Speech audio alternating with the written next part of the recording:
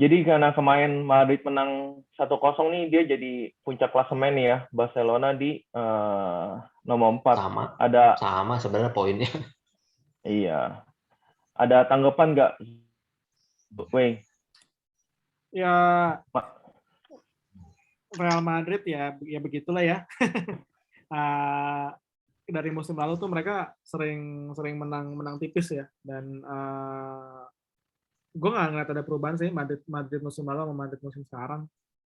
Sama aja sih gaya mainnya ya, dengan mengandalkan sayap, dengan pemain-pemain mudanya yang ya masih mediocre juga, macam siapa si Rodrigo lah, si Vinicius, terus si Mariano Diaz. Ya udah begitu-gitu aja. Tengahnya ya Casemiro, Toni Kroos, Fede Valverde, Isco ya sekarang udah dapat kepercayaan dari siapa? Ancelotti ya. Katanya kan dia mau ngasih kepercayaan Isco ya. Asensio juga belum bagus-bagus amat musim ini. Jadi ya nggak akan ada banyak kejutan ya dari Madrid. Mengingat juga Eden Hazard juga sama aja dengan musim lalu. Kalau menurut gue sih gitu sih, Madrid ya dia tetap akan menjadi kontender bareng sama Atletico sama Barcelona. Barca. Tapi akan sering ketemu skor-skor yang seri atau menang tipis gitu. Ya banyak ugly win-nya lah. Tapi gue sempat baca berita Alaba itu, si Ancelotti itu katanya sekarang bakalan pasang dia di tengah nih dibanding di kiri. Gimana tanggapannya, Zu? Ya jujur dia kan multitasking, bisa main di mana aja. Dia sendiri lebih prefer di tengah sebenarnya. Cuma tengah kan Madrid udah pack lah, udah agak full ya. Valverde, Casemiro, Modric, Kroos, masih ada Ceballos yang cedera juga. Dia lebih dibutuhin di center back sih. Kalau back kiri kemarin kebetulan karena Ferland Mendy sama Marcelo nggak ada. Ini Gutierrez, ini pemain akademi, Akademi ya. iya dari Castilla. Iya. Jadi Alaba ditarik ke tengah. Sebenarnya Nacho bagus, mau dia di Alaba bisa di tengah, Nacho di kiri, atau Nacho di tengah, Alaba di kiri. Untungnya dia fleksibel dan masih mau main, tapi jujur Alaba memang lebih bagus di kiri karena dia ada crossingnya yang bisa maju ke depan dan lebih bagus sih sebenarnya. Dia kalau gua lihat sih lebih bagus di sayap kiri, di bek kiri sebenarnya. Cuma kita lihat di Madrid nanti kalau Mendy atau Marcelo udah fit sih agak berat di sana karena udah terlalu full. Jadi kemungkinan sih lagi karena kekurangan center back juga, Ramos, Varane dijual, ya udah pasrah dulu lah dia. Paling nggak setengah musim ini di tengah, mungkin nanti Januari bisa cari lagi yang lain. Kita lihat aja ini udah kebobolan 4 kemarin dia waktu lawan Levante, kebobolan 3, waktu pertandingan pertama kebobolan 1. Jadi jujur ya nggak bagus-bagus amat sih Madrid defensifnya. Untung aja Carvajal ini udah bisa main lagi sih, udah sembuh. Odriozola ke Fiorentina juga kan. Agak aneh nih Ya orang di di loan Madrid ya. nih. Iya, back tipis, tengah masih ada, depannya banyak banget. Ini memang agak nggak balance sih. Aneh juga nih karena gara-gara bangun stadion, jadi nggak bisa transfer, beli malah mau beli Mbappe lagi kan, intinya belinya depan lagi nggak tahu lah Papa Perez itu maunya seperti apa. Kuncinya sih sebenarnya bukan lawan kayak begini sih, nanti bakal kalau pas lawan Atleti atau pas lawan El Clasico baru ntar ketahuan yang bakal jadi juara siapa sih. Feeling gue sih Kalau seperti itu sih. kalau Liga Spanyol biasa gitu ya, lawan tim-tim gedenya itu yang paling menentukan ya. Iya, kalau lawan tim kecilnya ya ugly win sih memang bener. Tapi ini Madrid main away sih, 2 kali main away berturut-turut. Jadi nanti kalau udah di home lagi mungkin bisa baru clean sheet dan segala macam sih. Oke. Barcelona nih, Wei. Gimana, Wei? Barcelona seperti yang tadi gue bilang, gue sebenarnya tertarik melihat Barcelona musim ini ya. Terutama pas Jornada pertama dia ketemu siapa itu gue lupa deh. Hasilnya skornya 4-2 ya. 4-1 4-2 gitu. Sociedad. Sociedad, ya.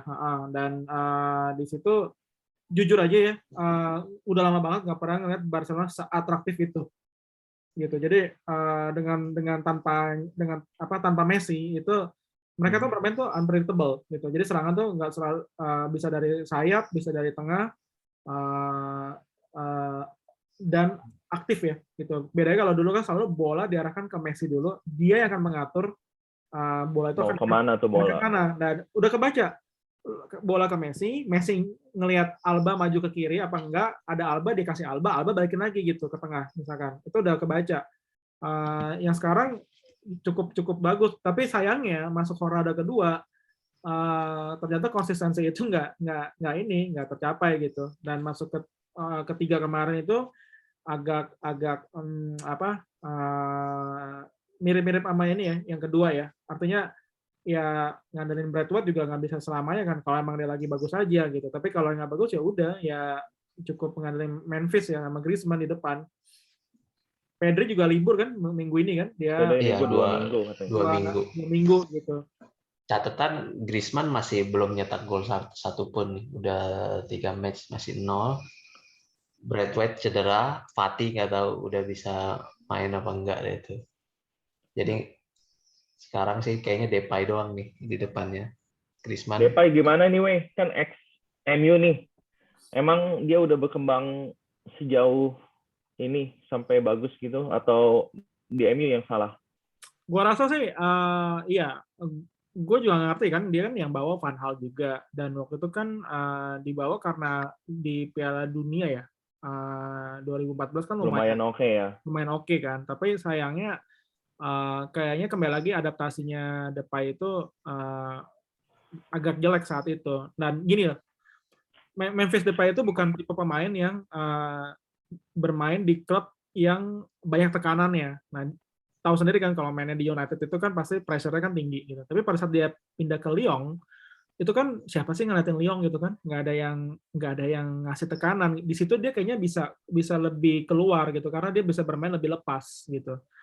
Nah, masuk ke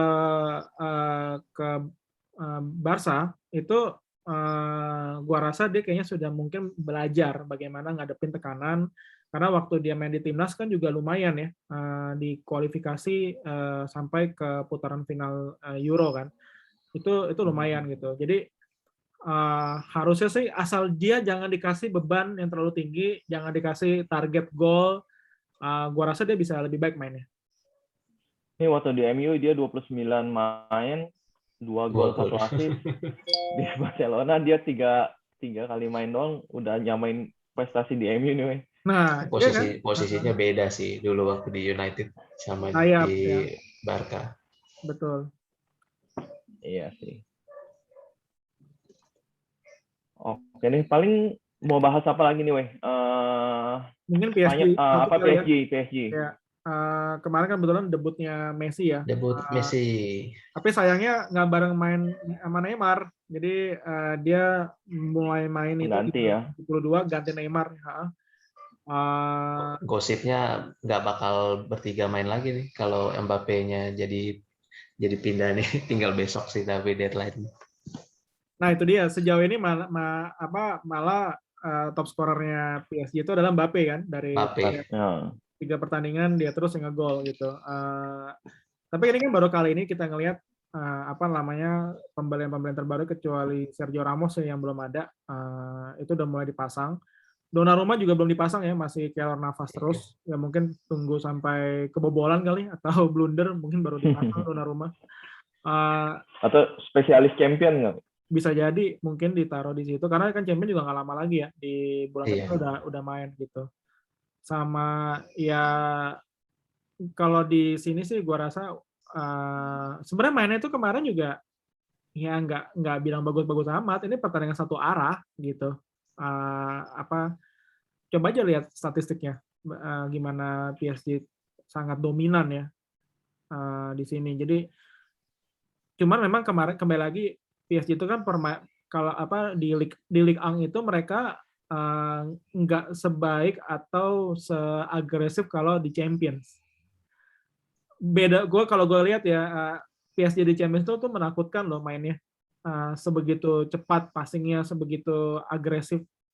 Tapi kalau dia di Ligue 1 ya udah mainnya gitu aja karena dia udah tahu Gigi dua. gigi Kalau dua dibilang ya. tuh baru gigi dua. Ngapain lo ngabisin tenaga, ujungnya juga masih menang gitu. Iya. Tapi dia shoot on goal aja kalah loh ini. Iya, tapi kembali lagi kalau kita lihat Posisi. pertandingannya, itu mereka mengontrol pertandingan. Kan gini, shot on goal itu kan ya, kalau bola lemah pun juga ditangkap sama kiper juga dihitung shot on goal gitu. Jadi kalau dia tidak memberikan ancaman yang berarti itu akan dihitung sebagai shot on goal di situ. Cuman ya catatan buat Messi kemarin ada 3 kali dia nyentuh bola, seingat gue itu ada 2 kali passing, dia terima bola untuk sekedar dibalikin lagi sebagai passing, nah 1 lagi dia melakukan dribbling. Dan 1 dribbling ini dia melakukan dribbling di tengah ke depan, di sisi sebelah kanan ada Mbappe, lalu dia memberikan umpan sedikit terobosan ke Mbappe, dan berharap dibalikin lagi sama Mbappe ke tengah. Cuman Mbappe-nya passingnya nggak nyampe ke dia gitu, dan dia kayak kayak dia gemes gitu kan. Nah gue ngeliat kayaknya nih Messi nggak akan seperti di Barcelona. Dia nggak akan dapat banyak bola seperti apa yang dia dapetin di Barcelona, nggak akan banyak dapat kesempatan untuk mengontrol bola atau mengontrol permainan, enggak. Pasti akan lebih banyak lini tengahnya, yaitu si Gigi, Wijnaldum sama Verratti itu akan sedikit masih lebih ngimbangin dari segi sentuhannya ya, sentuhan bolanya, sama kembali lagi masih ada Neymar gitu. Neymar di sini kan, Neymar di PSG sama Neymar di Barcelona kan beda kan. Neymar di PSG itu banyak pegang bola gitu. Itu sih. Jadi mungkin kedepannya kita tinggal lihat aja. Mungkin Messi akan lebih sedikit megang bola, tapi mungkin siapa tahu dia lebih efektif dalam kontribusi ke gol ya. Kemarin Messi mainnya di mana posisinya? Dia di 10 apa di dia kanan? sempat seringnya di 10 sama di kanan. Tapi tergantung posisi Mbappe-nya juga. Karena Di Maria itu pada saat dia diganti sama Ander Herrera kalau nggak salah ya, itu Messi sering bermain di posisi kanan gitu. Cuman tergantung lagi kan, Mbappe kan sebenarnya bagusnya adalah pada saat dia menyisir sisi sayap kan. Iya. Gitu. Jadi Icardi nggak ada sih. Iya, jadi pada saat Mbappe di sayap, Messi itu di tengah gitu. Bahkan setelah debutnya Messi itu yang gue lihat di Instagram itu malah yang viral itu foto dia sama anaknya kiper si betul kan ya? Semuanya pada bahas itu gitu, bukan bahas performance-nya gitu. Ya kayak ketemu artis aja lah. Iyalah. Kan God. Kalau nggak pas itu kapan lagi Reims bisa ketemu kipernya Messi? Maksudnya di international football yang mungkin nggak ketemu, di UCL yang nggak bakal kepanggil. Oke deh, paling kita bahas pertandingan cukup sampai sini aja kali ya. Atau ada yang bahasan menarik lain, Wei? Mungkin transfer kita gitu, sedikit bahas ini ya. Deadline day ya, transfer nih kayaknya lumayan menarik juga nih. Oke, ambil alih ya, Wei. Gue stop share screen ya. Siap. Coba sekarang kita lihat. Ini dia. Kita lihat dari tweetnya Fabrizio Romano aja nih. Dalam 1 hari 2 hari terakhir setelah pasca Ronaldo pindah, ada beberapa berita ya. Salah satunya nih Leipzig ada rencana untuk beli Ilaix Moriba. Ini kalau nggak salah beritanya itu Moriba itu ditawarin kontrak sama Barcelona, tapi kayaknya dia nggak mau. Dia minta gaji yang lebih gede kayaknya kalau nggak salah ya. Gitu. Nah ini untuk menggantikan si Marcel Sabitzer yang rencananya Bayern, ya. Jadi ya udah ya Bayern being Bayern ya, seperti biasa lah ya, caplokin aja semua pemain dari Bundesliga gitu. Kecuali Haaland. Iya. Lalu ada Willian, ini juga dalam perjalanan menuju Corinthians. Udah here we go itu. Udah here we go bahkan ini, udah here we go. Lalu ini Atletico Madrid, Mehmet Sekicelik, nggak biasa aja, kita nggak terlalu banyak tahu. Nah, ini dia Leeds United ini, kata infonya sedang dalam pendekatan untuk merekrut Daniel James. Permanen deal, bukan loan ya, gitu. Ya buat United sendiri sebenarnya ini udah masuk musim ketiga Daniel James, tapi menurut gua nggak berkembang ya. Orang ini lebih banyak lari-lari dan ya udah lari-lari aja. Positifnya dia cuma bisa dia melakukan pressing dan ngebuka ruang, udah gitu. Dia crossingnya kurang sih, weh. Iya, nggak ada sisi positifnya kecuali dia melakukan pressing sama ngebuka ruang gitu, sama ya ngabisin energinya pemain belakang aja. Di luar itu nothing special, finishingnya juga biasa, crossingnya juga nggak banyak nggak banyak yang bagus, dan decision making-nya dalam melakukan apakah itu dia harus dribbling, apakah dia harus crossing, apakah dia harus finishing, itu dia masih sampai sekarang itu nggak bagus deh decision making-nya. Tapi kalau dia pindah ke Leeds, berarti si Martial itu stay kayaknya. Ya mungkin ya, siapa yang mau Martial juga? Nggak ada yang beli juga kayaknya lebih ke arah sana sih. Yeah. Cuman memang jujur karena biasanya kan Greenwood di 9, James masih bisa di kanan. Nanti kalau udah ada Ronaldo, kemungkinan besar Greenwood bakal ke kanan ya, makan tempatnya James lah intinya. Jadi ya wajar lah kalau memang James sampai mau pindah pun sih. Yeah. Kalau gue bilang. Karena ya efek dominonya Ronaldo sih. Ronaldo kan pasti di tengah. Dan Ronaldo itu bukan pemain yang mau dirotasi loh. Nah itu dia. Kemarin aja di benchin sama Juve langsung minta pindah. Dia itu. Iya. Cuma kalau nggak salah tuh salah satu deal dia dengan City ya. Infonya kan selain City maunya gratis, nggak mau bayar fee-nya, ternyata City juga Ronaldo minta jaminan nggak dirotasi, tapi nggak mungkin lah Pep ya kan, gitu. Tapi kemarin gue baca kalau nggak salah di Twitter si Pep itu ditanya, lu mau beli Ronaldo gak kalau si MU nggak jadi beli? Dia jawabnya I don't think so. Gue baca IG-nya Sky Sport atau apa gitu. Berarti jangan-jangan emang sebetulnya cuman gosip doang kali ya? Jorge Mendes aja ini. Iya nih. Biar MU keluar kayak Vicky Prasetyo gitu. Biar MU keluar duit. Kan kalau nggak MU-nya nggak mau keluar duit. Iya. Oke, kita lanjut lagi. Ini tadi udah confirm ya ternyata Marcel Sabitzer. Sabitzer udah pasti ya. Ini menurut gue sih gue lumayan suka sih sama Sabitzer ya, dengan pergerakannya dan terutama pada saat menyerang ya. Jadi gue rasa dia mungkin akan berada di posisinya Thomas Muller kayaknya ya. Yang paling terbaiknya, artinya Thomas Muller digeser ke kanan sehingga opsi di depan itu lebih banyak sekarang. Jadi nggak cuma mengandalkan sayap Leroy Sané, Serge Gnabry, sama siapa di kiri, Kingsley Coman, ada ya selain siapa satu lagi si Jamal Musiala yang bisa ditaruh di 10. Jadi gue rasa nih ada satu lagi, karena gue rasa gini sih, ngelihat permainan Bayern sih selama kemarin 2-3 pertandingan itu ya biasa-biasa aja sih, nggak lebih bagus dibandingin zamannya Hansi Flick. Artinya Nagelsmann masih nyari-nyari permainan terbaiknya juga gitu. Nah, dengan dia merekrut Sabitzer kan ini kan pemainnya dia kan, jadi mungkin dia akan lebih merasa ada pegangan di tengah ke depan gitu. Bayern sudah ada kekurang di bek kanan itu, bek kanan sekarang siapa? Pavard cedera. Pemain baru gue lupa namanya siapa. Ya, ada pemain baru namanya siapa gue lupa deh. Dia kemarin kayaknya yang dari nggak tahu dari akademi kayaknya diambil. Padahal sih dia masih bisa naruh si siapa Joshua Kimmich, tapi karena di tengahnya itu berarti kan harus ada pengganti Joshua Kimmich kan, macam kayak Coren gitu. Tolisso.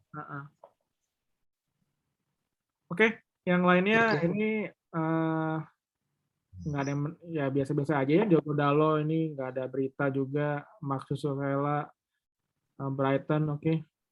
Ini Nah besok yang agak banyak nih. ini ada yang lucu ini. Ada yang lucu ini dari Maitland Niles ya. Wah, Memaksa. dia bikin Instastory ya itu ya. Iya, jadi dia ini melakukan protes dia. lu jual gue nggak sekarang juga. Ya inilah seburuk inilah ya ternyata mungkin apa Arsenal di dressing roomnya juga mungkin seburuk ini. Nah, oke, yang lainnya ini yang kemarin ya, jadi nggak ada berita-berita yang baru. Ini Amad Diallo nggak jadi pindah gara-gara cedera. Milan merekrut Yasin Adli, gue nggak tahu siapa. Kayaknya nggak ada. Oh nih, Emerson Royal tuh. Emerson Royal kan yang baru dibeli. Kan baru dibeli ke Barcelona, kok bisa mau dibeli lagi?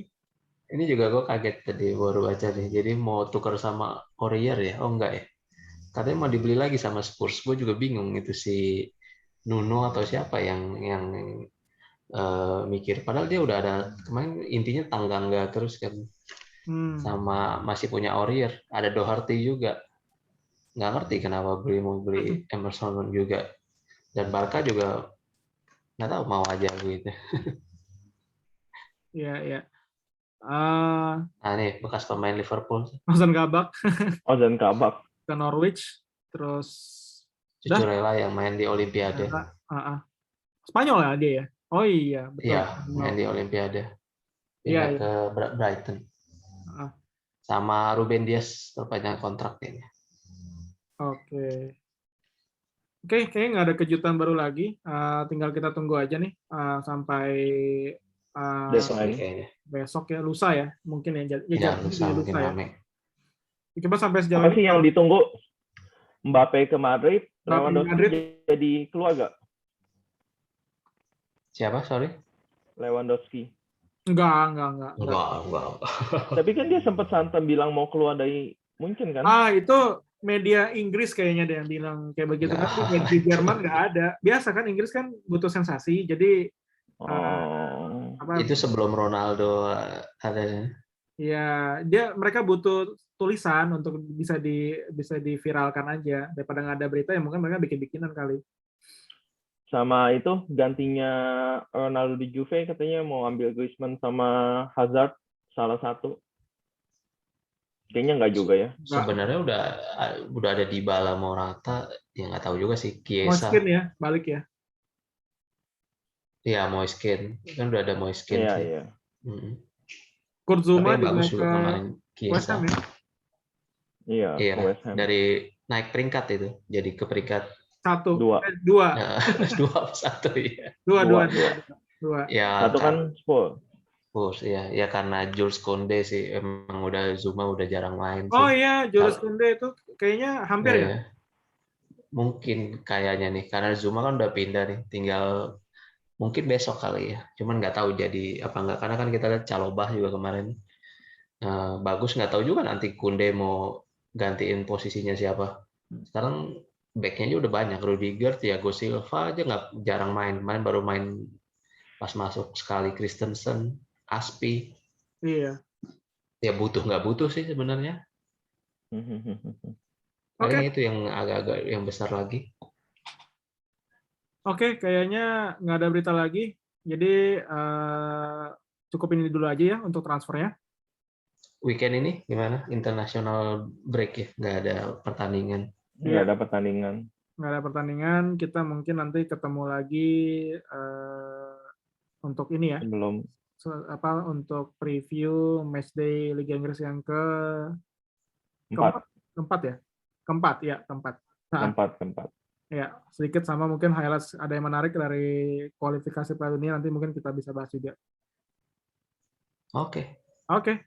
Kalau gitu itu saja ya dari kita. Oke, itu aja dari kita. Thank you udah mau menyaksikan video kita. Sampai ketemu di video selanjutnya.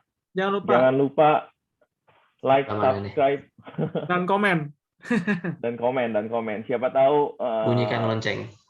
Ya, siapa tahu ada sesuatu yang bisa kita bahas gitu.